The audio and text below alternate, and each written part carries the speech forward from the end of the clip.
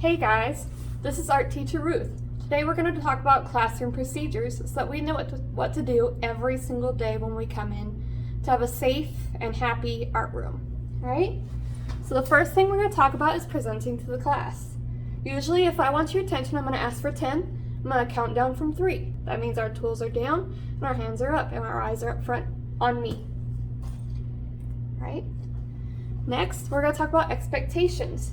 We base our expectations on the pause. So for the first pause is practicing respect, where we be kind by keeping our hands, our feet, our whole body, our tools, our words, so we speak nicely, our sounds, we don't make odd sounds like whistling and singing, and our volume, so we don't talk super high in class. We keep all of that to ourselves. That way we can practice respect and be respectful of others so that we don't.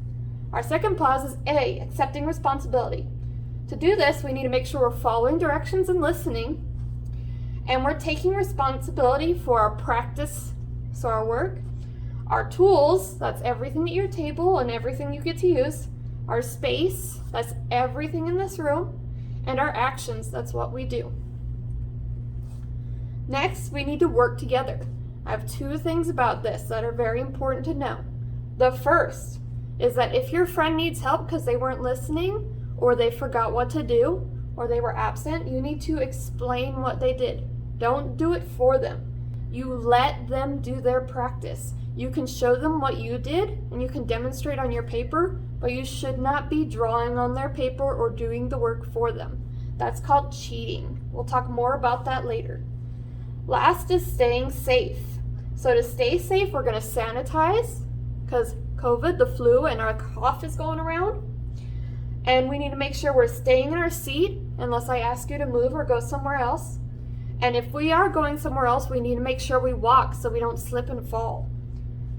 Then we also need to make sure we take care of our tools and keep everything clean. We can do this by keeping our stuff inside of our box, and we can also do this by not putting our body parts on our table and such. Like a lot of people like to put their feet on their chairs, and that's not okay. For consequences, we have our positive consequences and our negative consequences, all right? Positive consequences are when you choose to follow the rules and you're a good example for everybody. So you might get quiet positivity, that means I smile. I might make more tools available. We might do something special on Friday, like our special activity, like if we didn't get to play with clay, we might play with clay. Or we might have music time, all right? 5th is a positive parent contact.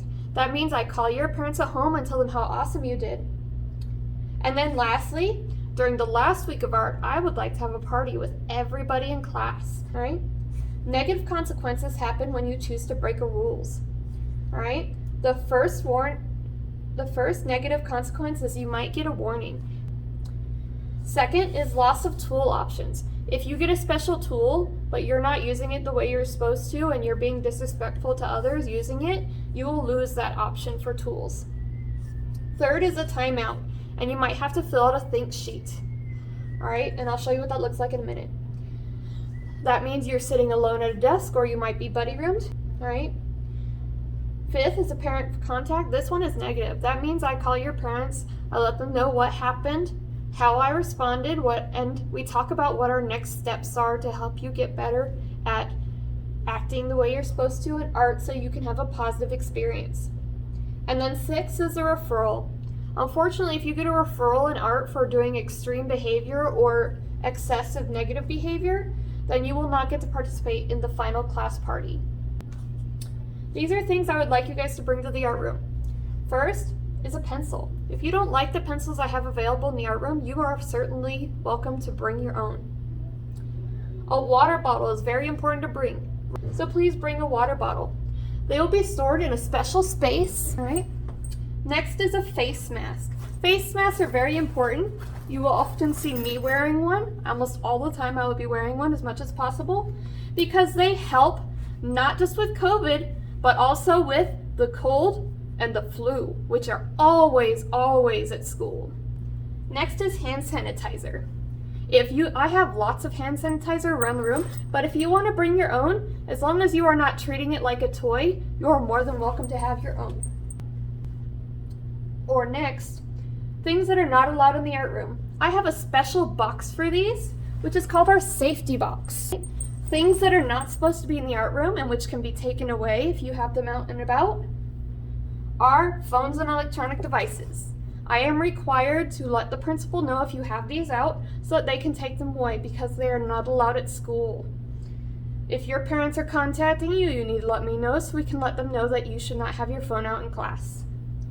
Right?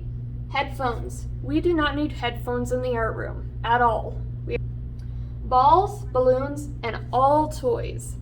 This includes your puppets and your fidgets. These need to go in the box so that they don't get taken away and so nobody messes with your stuff.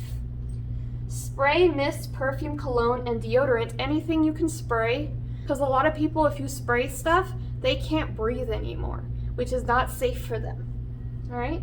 Slime. I don't like slime because it looks a lot like snot. Bubble gum is not allowed, and that goes along with food. We don't want bubble gum and things and food stuff in here because it could bring in big bugs like roaches and scorpions and other nasty creatures. Right?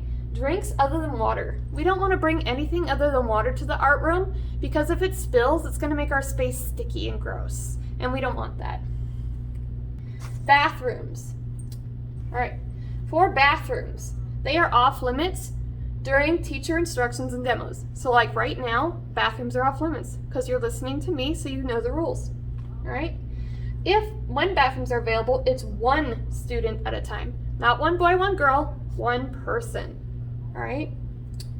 To show that you need to go to the bathroom, there's a few different sign language that the school uses. I use this sign because this means bathroom. You put your thumb in between your pointer and your middle finger, and then you shake it. So you make the letter T, and then you shake your T.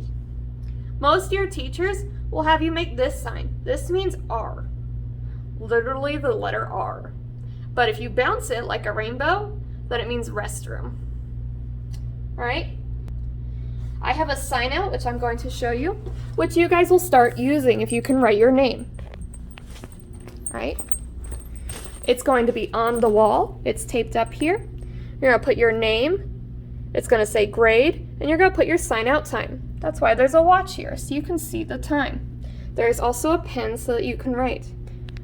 This is the door we go out of. This is our inside door. When you leave, it goes into the hallway. We want to go to the closest bathroom available, which would be through these double doors to the left.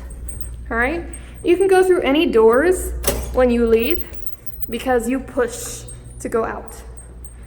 As you can see, our water fountains are not available yet, but these are our bathrooms. We have the boys' bathroom on the right and the girls' bathroom on the left. All right? To get back to the art room, you're going to turn around. You're going to face the double doors you came in from. Be aware, this is the door that's unlocked.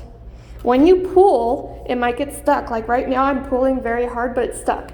So you have to let go if it gets stuck and pull again, and it will open. Because sometimes this door just gets stuck. And then you come back. My door should be unlocked. If it's not, you knock so that we know you're coming back.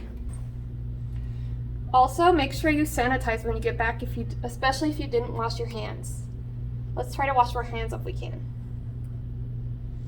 All right.